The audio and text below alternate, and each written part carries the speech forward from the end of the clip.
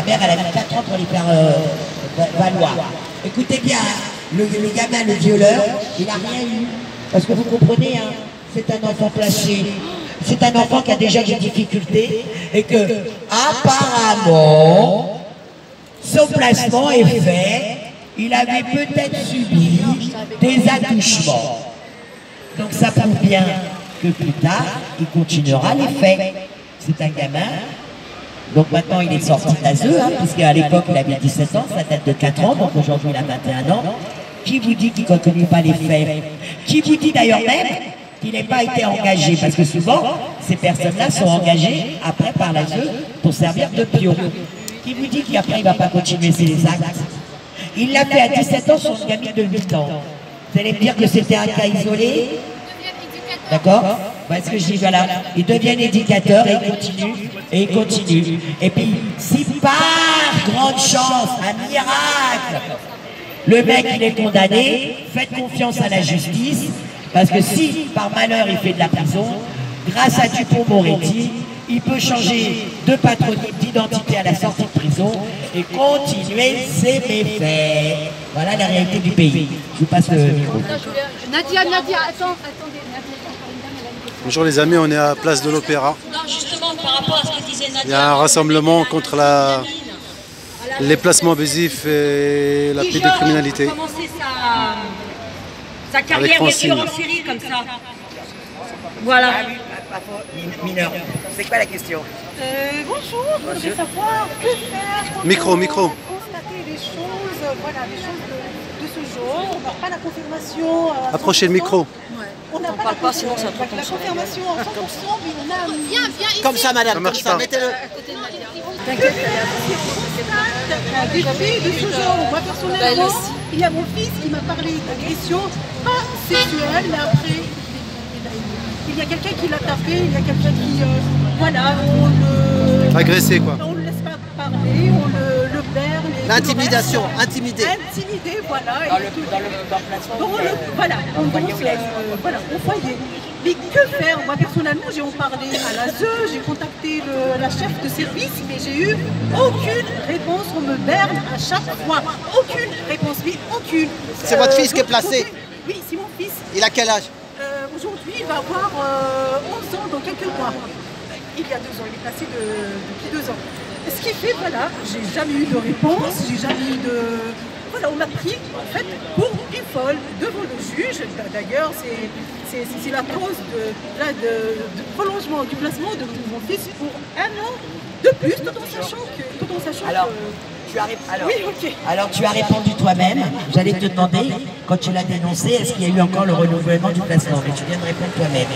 Et c'est ça aussi la réalité, malheureusement. Moi, depuis 4 ans que je me bats à côté de ses parents, que j'apprends à connaître les dossiers, à voir un peu réellement comment ça fonctionne. Au début, je leur disais, non, il faut rentrer dedans, il faut déposer des plaintes, il faut vous battre. Je suis désolé les parents. Je suis désolé parce qu'aujourd'hui, avec le recul, fermez votre gueule. Fermez votre gueule. Ne dites rien. Ne les dénoncez pas. Continuez à vous battre pour les récupérer. Et c'est seulement quand vous les récupérez que vous ferez les procédures. Parce que la réalité, elle est là aujourd'hui. Plus les parents se battent et dénoncent, et plus ils leur ferment la porte, et plus ils vous interdisent de les voir. Vous savez pourquoi? Et vous savez pourquoi? Parce qu'ils ont compris que vous ne lâcherez pas et qu'une fois que vous allez les récupérer, vous allez porter des procès contre eux. Donc c'est pour vous neutraliser. En réalité, c'est pour neutraliser les futurs procès que vos enfants avec vous peuvent faire. Vous voyez ce que je veux dire? Et là, j'ai le message pour eux. Hein. Nadine et Margot ne lâcheront rien. Peut-être qu'aujourd'hui, vous les manipulez et qu'effectivement, ne se bat pas plus pour être avec leur maman. Mais quand Nadine va les récupérer, même si c'est par la tignasse, elle les emmènera au tribunal pour qu'ils portent plainte. Hein. Nadine ne laissera jamais passer ce qui s'est passé. Nadine ne laissera jamais passer la destruction d'elle et de sa famille. Ils ont détruit ses filles, alors qu'il n'y avait rien. Elles étaient bien aimantes. Là, il n'y avait aucun problème. C'était sur des rapports en faux. Ils ont même sur un des rapports qu'elle a réussi à avoir, ils ont été dire c'est parce qu'elle voulait se suicider, elle et ses gamines, et qu'elle avait un fusil chez elle. Et ils sont venus perquisitionner, il n'y a rien, il n'y avait rien. Elle n'a jamais écrit. C'est pour vous dire à quel point ils vont loin. Hein. C'est une femme dépressive. Elle veut se suicider. Voilà, pour les garder en place encore. Donc, il faut savoir, ça c'est une réalité, plus les enfants subissent, 5 ans et demi, et mes filles sont kidnappées depuis 2012, donc 12 toi ans. tu dis qu'ils sont maltraités, soit ils sont violés, là elle a été violée, donc tous ces enfants qui subissent des maltraitances ont moins de chances encore à sortir plus rapidement. Les parents ils ont encore plus de problèmes pour les récupérer, surtout quand ils dénoncent et qu'ils font des porte plainte, parce que eux c'est leur façon de se couvrir. C'est juste ça. Non, madame, excusez-moi, mais même là, la police, il n'accepte pas la plainte. Non, la police non plus. Non, je sais, mais je sais. On a des sorts, sinon des expulsés. Alors, il faut savoir quand même. Bah oui. 3 agressions sexuelles. Le plus petit, il a 1 an et demi. Le plus grand, il a 11 ans. Jusqu'à quand on est comme ça? Bah oui. Jusqu'à quand? On va vous donner la parole. Alors, comme il dit, mais pourquoi la police ne prend pas les plaintes? Parce qu'ils ont reçu des ordres. Non seulement ils ont reçu des ordres, mais dans les dossiers de pédocriminalité, on voit qu'ils couvrent les pédocriminels. Ils vont même inventer des attentats pour aller enlever la gamine qui a porté plainte. C'est ça. Vas-y. Moi aussi, j'ai été, quand j'ai eu cette ordonnance, voilà, celui qui veut la lire, elle est là. Sans signature du greffier, l'audience s'est passée uniquement avec 3 garçons âgés de 10, 8 et 6 ans. La juge n'est pas juge encore, elle est auditrice de justice. Un éducateur du foyer a pris la responsabilité de rédiger une lettre au nom de l'enfant pour demander des droits d'hébergement avec le pédocriminel. L'affaire est en cours contre lui, il risque d'être condamné à n'importe quel moment. J'ai assez de preuves pour l'incriminer. Donc la juge s'est permise de faire une audience uniquement avec mes enfants. Donc il n'y a même pas la présence du greffier pour voir qu'est-ce qu'ils ont dit mes enfants. Quand j'ai eu cette ordonnance, je suis partie directement au commissariat pour déposer plainte contre cette juge. J'ai demandé aux policiers d'appliquer la loi et que c'est son devoir d'accepter ma plainte. Il a refusé. J'ai lui dit, mais monsieur, vous êtes obligé. La loi vous oblige de prendre ma plainte. Il m'a dit non, non. Je lui ai dit, donc vous ne respectez pas la loi. Il m'a dit oui, je ne respecte pas la loi. Je ne peux pas prendre une plainte contre la juge. Donc ce que j'ai fait, j'ai déposé plainte contre la juge. C'est moi qui ai rédigé la plainte personnellement. Et j'ai déposé plainte contre elle devant le Conseil supérieur de la magistrature. Donc, il faut oser, même si les portes sont fermées au niveau de la police, il faut rédiger une plainte écrite. Vous pouvez la déposer directement au tribunal judiciaire. Et si ça concerne les représentants de loi comme les procureurs, les juges, les fonctionnaires aussi, vous pouvez déposer plainte directement au Conseil supérieur de la magistrature et ils sont obligés d'accepter votre plainte. Il faut des preuves en plus. Bien sûr, il y a des preuves. Une audience sans greffier. C'est une violation de loi flagrante. C'est obligatoire. La présence du greffier est obligatoire. Dans 2 audiences avec la même juge des enfants, il n'y avait pas de greffier. Il y avait une audience uniquement avec mes enfants. Qu'est-ce qu'ils ont dit, mes enfants? Rien n'a été transcrit. Rien. Et je n'étais pas présente, je n'étais pas convoquée. Je vais vous lire les lois. Voilà, j'ai fait opposition à cette décision directement. Donc j'ai eu la décision le 22 avril 2024 et j'ai fait opposition le 23 avril 2024. Avant que le pédocriminel reçoive les enfants au domicile. Donc moi je continue à faire confiance à la justice en espérant de tomber un jour sur un juge intègre et qui respecte la loi. Donc j'ai fait opposition, je l'ai déposé directement à la juge des enfants pour arrêter l'exécution du jugement. Elle devait arrêter. Mais là, en ce moment-là, mes enfants sont avec le pédocriminel chez lui. Ils ont continué à exécuter le jugement. Même si j'ai fait opposition et j'ai fait appel, en fait, le problème de la justice française, c'est que ceux qui représentent la loi ne la respectent pas. ils violent les lois. C'est un monde purement satanique qu'on doit tous se mobiliser contre eux. C'est une guerre contre le mal contre le bien. On doit tous en fait se mobiliser. On ne doit pas être ici quelques personnes. Là, ils sont en train d'obliger nos enfants à suivre des cours d'éducation sexuelle, mais que personne ne réagit. Est-ce que vous comprenez un petit peu à quel point ils veulent pervertir les enfants, à quel point ils veulent détruire la future génération? Là, quand on entend plusieurs victimes qui dénoncent les crimes, quand on entend des anciens enfants placés qui dénoncent des crimes, des viols, des enfants qui ont mangé leur sel et leurs urines dans les prisons de l'aide sociale à l'enfance, des enfants qui sont livrés à des réseaux de prostitution, des réseaux pédocriminels. On entend beaucoup, des milliers de témoignages, mais personne ne réagit, personne n'essaie de faire de vraies enquêtes pour condamner ces pédocriminels. Pour nous faire taire, ils ont créé une commission parlementaire qui parle de dysfonctionnement. Mais comment on peut être hypocrite à ce point? On dénonce des crimes sur les enfants, des crimes sur les parents, des crimes sur les valeurs. On dénonce tout ça et d'un autre côté on parle de dysfonctionnement. Mais qu'est-ce qu'ils attendent pour supprimer cette secte qui est l'aide sociale à l'enfance? Qu'est-ce qu'ils attendent? Article 1182 du Code des procédures pénales. Je suis la maman, j'ai l'autorité parentale, le placement est provisoire, soi-disant pour l'enquête, mais finalement c'est pour manipuler les enfants et les forcer à retourner chez leur agresseur. Ce qui veut dire qu'ils veulent en fait que mes trois garçons soient des pédocriminels comme lui. Bien sûr qu'on sait très bien que ceux qui subissent ce genre de trucs, s'ils ne sont pas suivis psychologiquement, s'ils ne sont pas bien encadrés, ils finissent par reproduire ce qu'ils ont subi.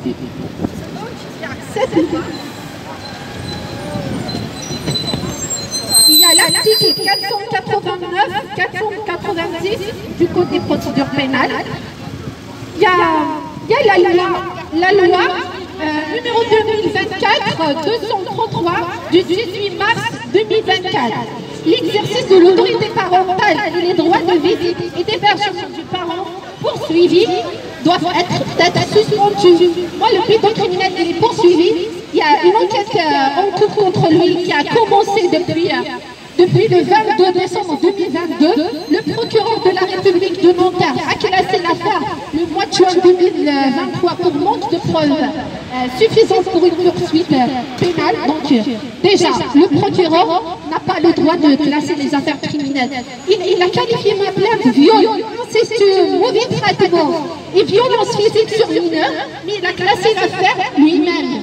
Dans la loi, ils doivent nommer un juge d'instruction, ils doivent faire une vraie enquête.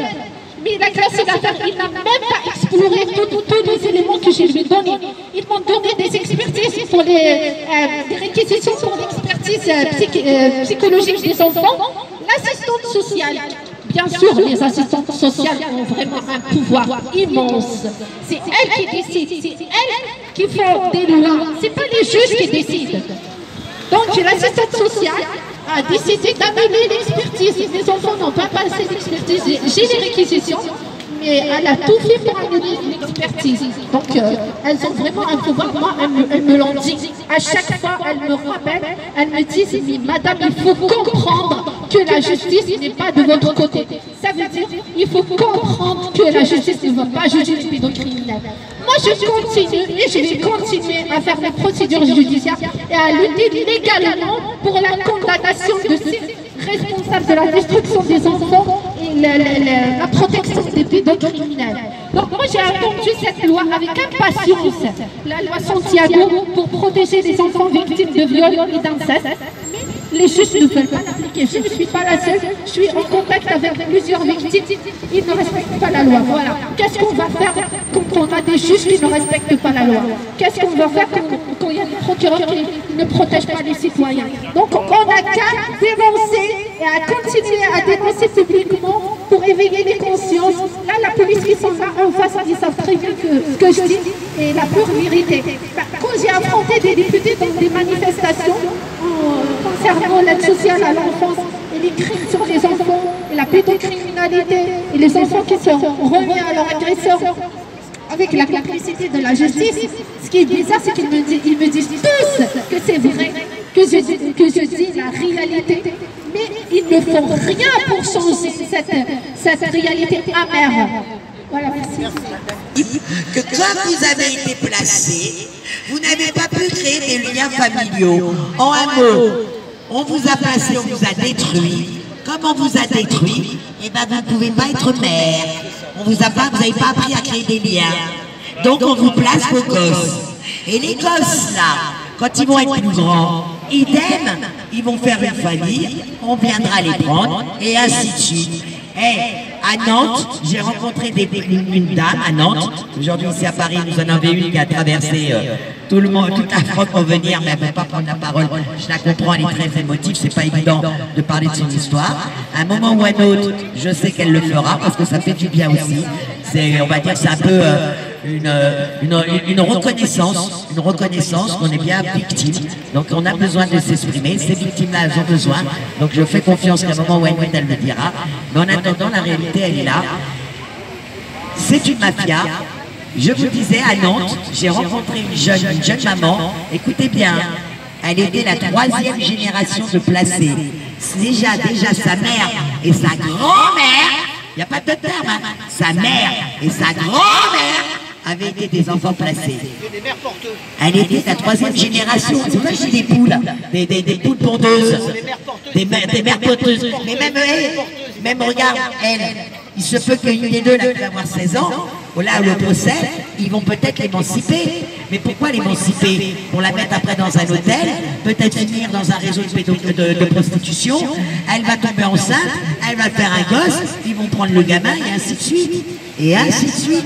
Quand ils n'arrivent pas à trouver la nouvelle cave, mais ils se rabattent sur les anciens, c'est pas un problème. C'est un puits sans fond. Tous ces placés, tous ces enfants placés font des familles. C'est un puits sans fond pour eux. C'est de la maille. Et ça, il faudra quand même le dire et le crier au fort. On m'a demandé aussi, mais Nadia, pourquoi ces rassemblements? Avec Linda, on l'explique pas assez. Le but de ces rassemblements, pourquoi on le fait? Tous les mois, le 2e samedi de chaque mois, il y aura ce rassemblement. Parce qu'on espère que ça crée d'autres groupes dans d'autres départements. Il faut qu'on soit le plus de groupes possible dans chaque département, ensemble, le même jour, le même samedi, donc du même mois, des déclarations pour grossir les rangs. Et quand les rangs seront grossis, on leur fait une manif du feu de Dieu. Tous les parents et tous ceux qui veulent venir en soutien, on sera là, tous avec les pancartes de leurs enfants, les noms, depuis combien d'années ils sont entre leurs mains de la mafia. Julie et Margot, ça fait plus de 7 ans dans les mains de la mafia. Plus de 7 ans, les amis. D'accord? Et je porte fièrement leur message aujourd'hui. D'habitude, j'ai ceci et ainsi de suite. Et ben, on sera tous là avec les photos et on fera une grande marche, un appel national. On fera une grande marche et on ira là où il faudra aller pour leur dire on vous lâchera plus. On vous lâchera plus parce qu'aujourd'hui, et c'est pour ça qu'ils ont peur aussi. Faut pas croire, ils accélèrent aussi chez eux. Ils accélèrent les lois et tout ça, c'est pas pour rien. C'est parce qu'aujourd'hui, vous êtes plus seuls. Jusqu'à maintenant, vous étiez seuls. Le monsieur tout à l'heure, comme il a pris la parole, il a bien dit, hein, il était seul. Aujourd'hui, il se sent rassuré parce qu'il voit qu'il est plus seul. Mais pas seulement qu'il est plus seul, dans la mesure que jusqu'à maintenant, c'était les parents qui étaient victimes de la zone qui se mobilisait. Moi, je le redis encore, hein, jamais de ma vie, je n'ai été victime de la ZEU où il y a eu quoi que ce soit, ou autour de moi des placements. Je ne connaissais pas ce sujet il y a encore 4 ans. Je le découvre. Vous voyez? Pourquoi? Parce que vous, les parents, à chaque fois, vous êtes seuls, soit entre parents, mais on va dire que c'est que les personnes qui subissent la mafia, la ZEU, qui se battent. Mais aujourd'hui, pourquoi ils ont peur? Parce qu'il y a des personnes comme moi, comme toi Alain qui vient pour te donner la parole, Jacques qui vient filmer et donner la parole, Francis qui est là, qui est en soutien, qui n'a jamais vécu ça non plus, Karina qui n'a jamais vécu ça non plus, en soutien aussi. Vous comprenez pourquoi ils ont peur? Parce qu'aujourd'hui, il y a des personnes comme moi, comme vous tous, qui sont là à les soutenir et on les lâchera plus. On vous lâchera plus. D'une, on lâchera jamais plus les parents. Et je le redis encore pour les trolls. Prouvez-moi qu'il y ait un procès, que ses parents sont soi-disant maltraitants. Et là, je leur dirai, ok, je laisse tomber. Mais tant que vous ne prouvez pas, A plus B, que ses parents sont réellement maltraitants et qui méritaient qu'on leur arrache leurs enfants, mais jusqu'à ma mort, je serai là. Voilà, c'est tout ce que j'ai à dire. Heures par mois pour voir les enfants. Mes enfants, maintenant, il y a 3 agressions sexuelles. La petite, il a 1 an et demi. Le grand, il a 11 ans. Le grand, on n'a aucun visite avec lui. On ne sait même pas il est où, juste un appel téléphonique. Une fois par semaine. Et l'éducateur, il ne laisse pas parler. Il ne laisse pas parler. Il parle lui. Ouais, ton fils, il est méchant. Ouais.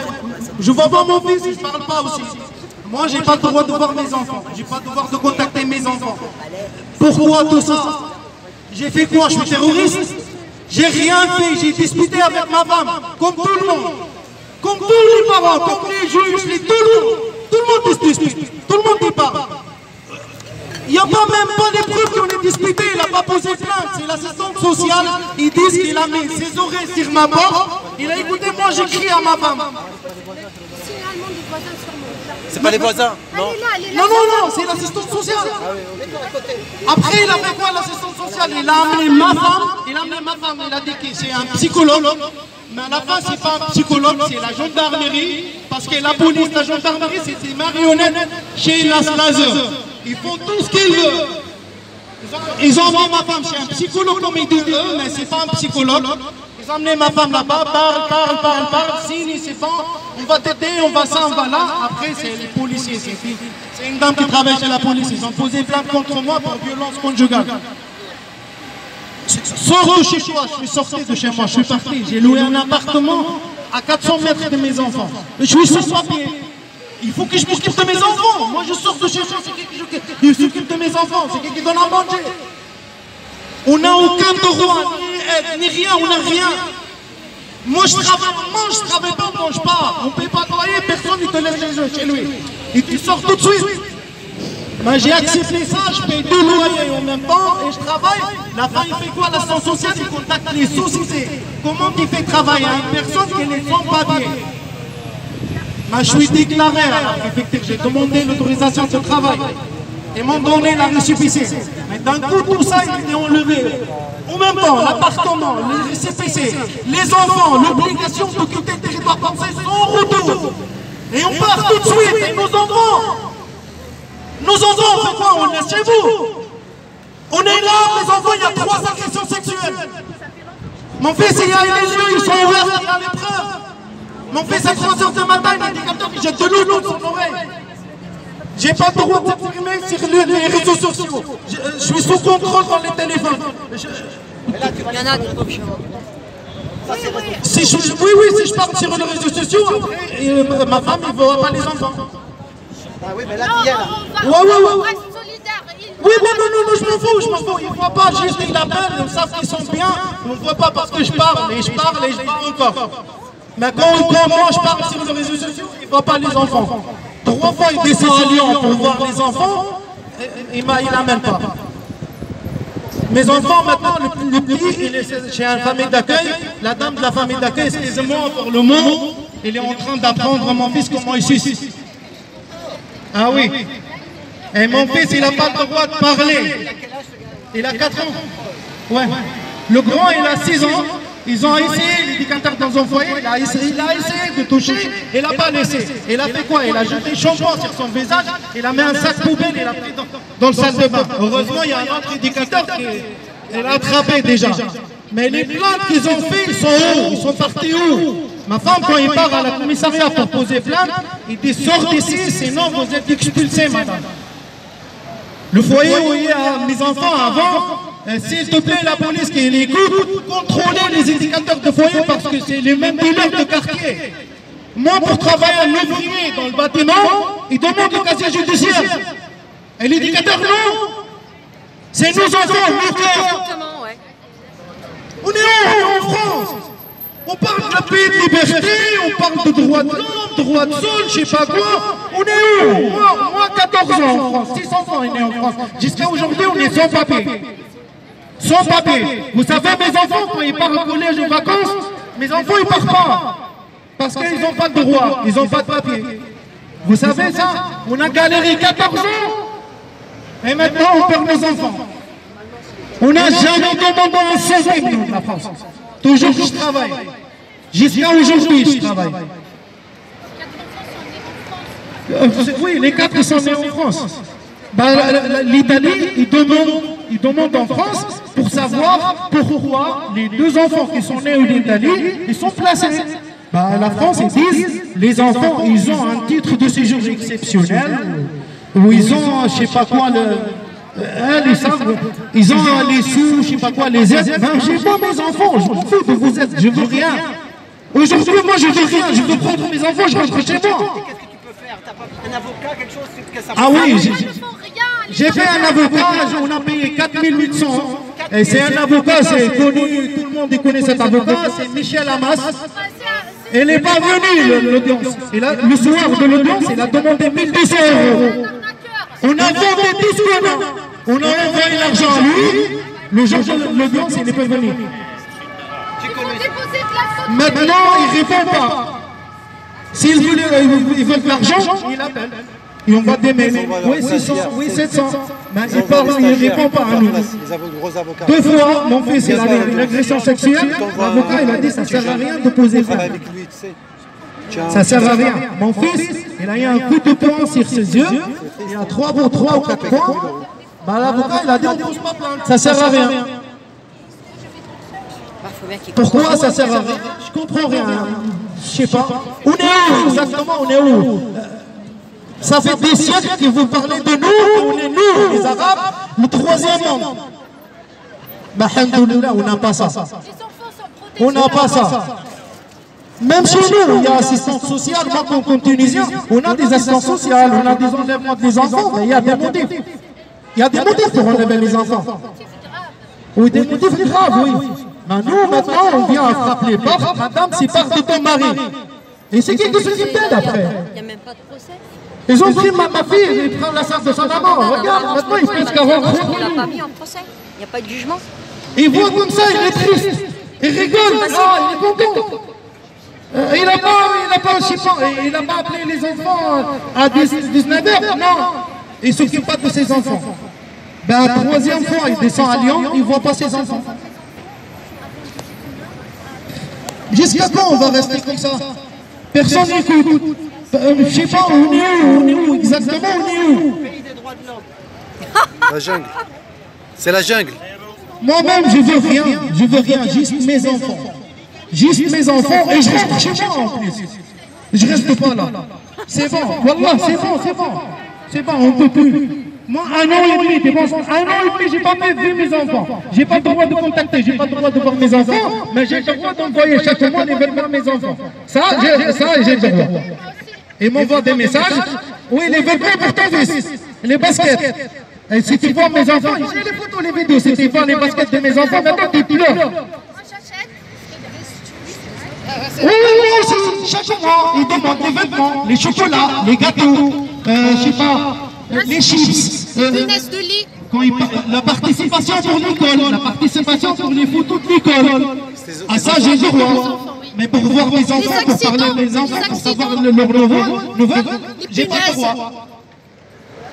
Comment on est des êtres humains comme vous, madame le juge, monsieur le juge? Je sais pas, écoutez-nous, moi je fais des demandes, j'envoie un juge, le juge ne me répond pas, il répond l'ASE. Ça me rappelle quand j'étais à l'école. L'ASE qui vient de m'appeler, monsieur le juge, il n'a pas accepté ta demande. Mais c'est qui toi, ma mère? Mon avocat, c'est qui toi? Je suis l'ASE, je m'en fous moi de l'ASE. Moi j'ai fait une demande au juge, j'attends la réponse du juge. Il ne répond pas à vous, il répond à moi. Ah, monsieur, tu as l'obligation de quitter le territoire français. Va voir avec la police. Je vois quoi avec la police? Je dis à la police, bonjour, je laisse mes enfants chez vous. Envoyez-moi un bled, s'il te plaît. On est où? Je ne comprends rien. Wallah, je ne comprends rien. On est où exactement? On est où? On travaille tous les jours, de 5h du matin, on est garde à Il y a bien, on est des humains comme vous. Vous allez détruire les familles complètement. Moi, je regarde ma femme, des fois on rigole, des fois je dis c'est à cause de toi. Elle dit non, c'est à cause de toi. Là-bas, c'est à cause de personne. On n'a rien fait pour être pénis comme ça. Laissez-nous, on veut comme tout le monde, même les animaux, ils sont pas ça. On respecte vos lois, on respecte vos décisions, on respecte tout, mais personne ne respecte. Merci et bon courage à tout le monde. Merci. Elle m'interdit de parler avec lui, de s'exprimer avec lui, et elle ose me montrer comment parler avec mon fils. Tout ça pour protéger le pédocriminel. Elle m'a dit non, vous n'avez pas le droit de lui poser cette question. Elle m'a dit c'est marqué dans le jugement. Celui qui veut lire le jugement, je vous le montrerai. Il n'y a rien qui a été écrit de ça. Donc, les éducateurs font des lois, les assistantes sociales, et entre-temps, nos enfants sont entre leurs mains. On ne peut même pas, en fait, agir. On ne peut pas.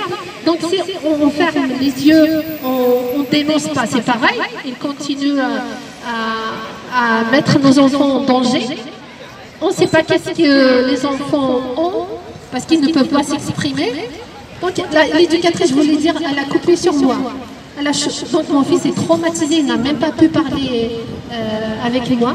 Elle a coupé directement. Parce que je lui ai dit que vous n'avez pas le droit de me dire comment m'exprimer avec mon fils. Vous n'avez pas le droit de me donner des instructions.